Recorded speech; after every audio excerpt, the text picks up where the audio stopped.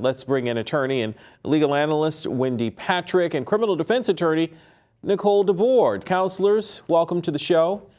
Thank you, Derek. Yeah, Thanks Nicole, for having us. Sure. Nicole, I'll start with you. The president sounding pretty confident today. He's not a target or a subject of the Russia investigation. But how do we know that if the probe isn't complete? Do we just take his word?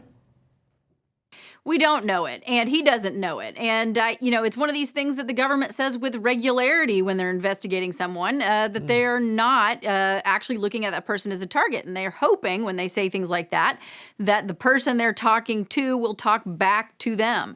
So this is not the kind of information that the president should rely on, and it is not the kind of thing that any defense attorney would rely on, that's for sure.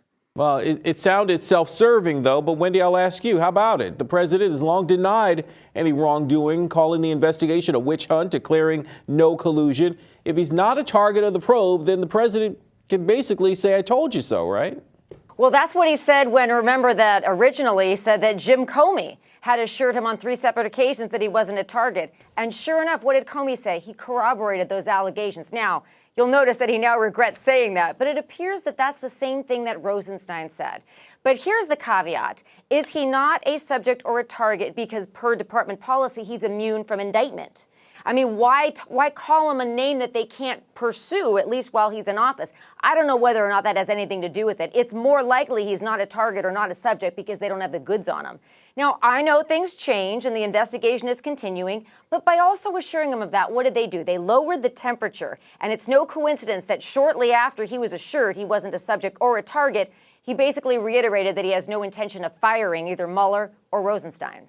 But Wendy, I mean, say what you want. I mean, this Mueller investigation is getting awfully close to the president. I mean, we've got charges against members of his inner circle very close to him. I mean, this isn't looking good.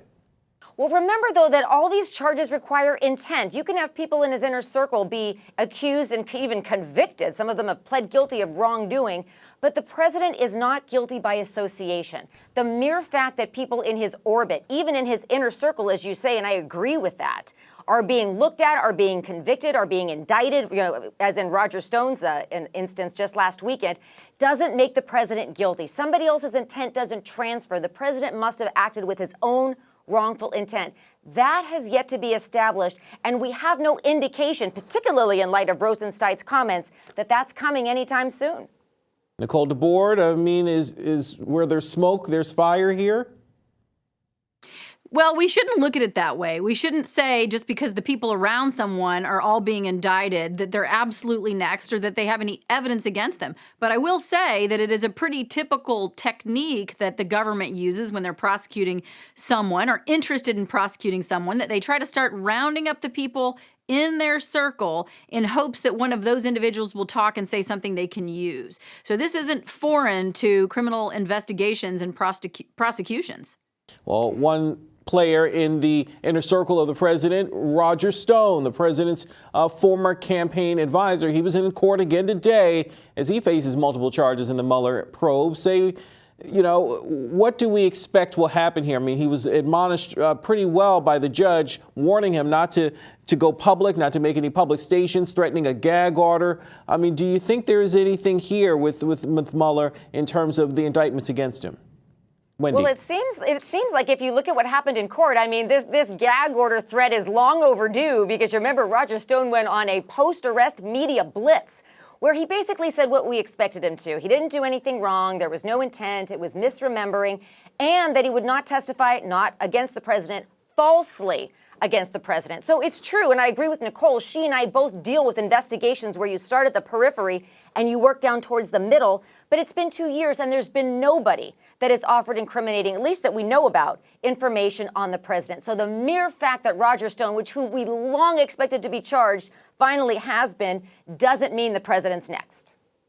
But lying to the FBI, possible obstruction here. I mean, Nicole DAbord, I mean, we're seeing sort of the same kinds of charges in this inner circle circling around the president, but we haven't really gotten Roger Stone yet going on his case. I mean, he's just in the very start of his process, right?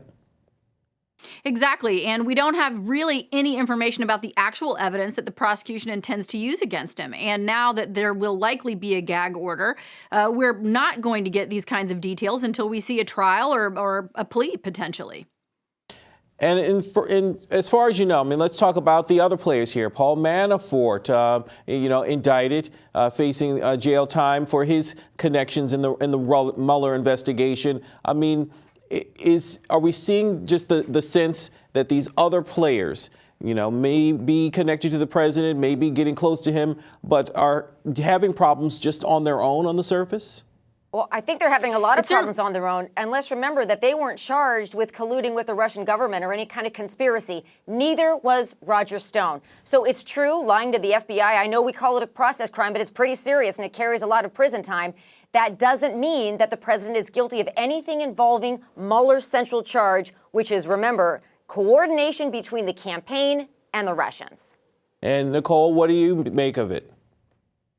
I think a lot of pressure is being brought to bear around the president. All of the people that are close to him are being looked at, it seems like, and they're slowly trickling in with indictments in this case. And, as was pointed out, any case for which you can go to prison is a serious crime. And these folks very well could cave under pressure and start talking, even though they're insisting they never would. What do you make of the acting attorney general Whitaker saying the investigation is going to be wrapping up soon? I mean, we're all waiting here for bated breath for the final report to come out. Could it be soon, as the acting attorney general says? Derek and Nicole, I think everybody certainly hopes so. Right, that is something that everybody hopes is true. But the fact that Matt Whitaker said it, he has source credibility. He said he's been briefed. He's in charge of the investigation. He spoke with authority. He probably regrets saying what he did. But I got to tell you both, one thing I noticed about that announcement, it was couched in aspirational language. I think we're nearing the end. I hope it's going to be over. I hope those words were chosen carefully and intentionally. Otherwise, we're worried that he's going to show his hand. Roger Stone was just arrested. They gathered a lot of evidence they're going to have to sift through. The trial was set for October. We could have a report and that trial could still go on independently. But if not, there's no reason to think we're going to have a bow on it anytime soon. Yeah, you don't think so either, Nicole? Not anytime soon? I think that we should be nearing the end. A lot of time and effort has been spent here, and so it's possible. I agree with that. I agree it should be over, and I hope we're right about that. Well, I'm sure the president wants it over, too. He doesn't think it should have started, so we'll see what happens. Attorney, legal analyst Wendy Patrick and criminal defense attorney Nicole DAbord, thank you both for being here. Thanks, Derek. Thanks for having me.